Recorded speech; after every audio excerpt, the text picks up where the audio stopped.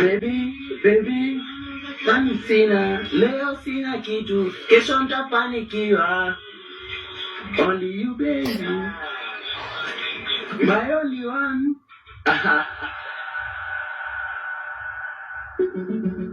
Everything we've seen up till now leads us to one question. Who killed Eric Shieni? If we follow the trail of evidence... So guys, nimewatch news, hasira imepanda tena. They will never cease to surprise us. Imagine, NTV, hey. NTV, wameenda wakapata IG. Okay, si IG, spokesman wa National Police Service. Wakamuuliza, what can you say about takupiga watu nikirekodiki kwa watu waongeaji? What can you say about Kenya BBC imesema? Do you know what the guys said? Imagine anaulizwa, what can you say about what BBC has said about the police? Do you know what the guys said with confidence, with his chest? No comment. No comment. Really, no comment. After whatever we've seen, all you have is no comment. Mimi I'm ready 2027.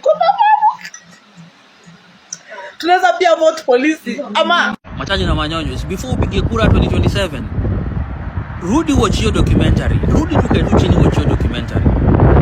Unaona, sisi wa Kenya sisi watu wakusahau. Tunasahau wengi manze.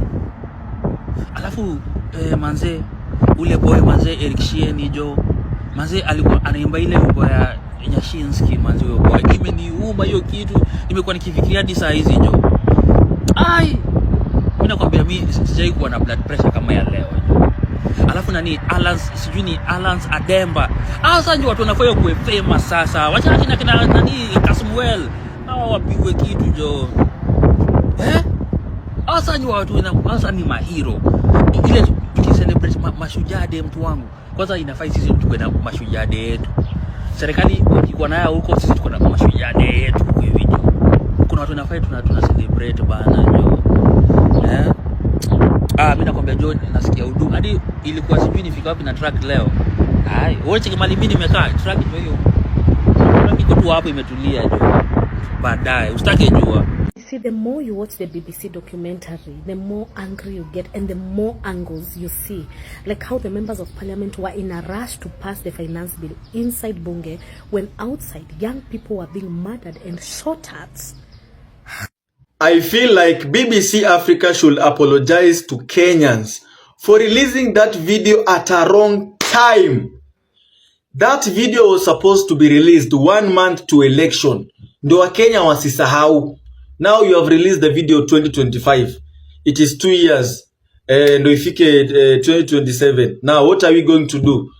Kenyans are paining right now, but by the time tuende kwa election watakuwa wamesahau. Wakenya sijui tunakuanga aje, tutakuwa tumesahau your story and we will vote this man in again. I am feeling that that video was supposed to be released in 2027 around mwezi wa 7. 1 month to election.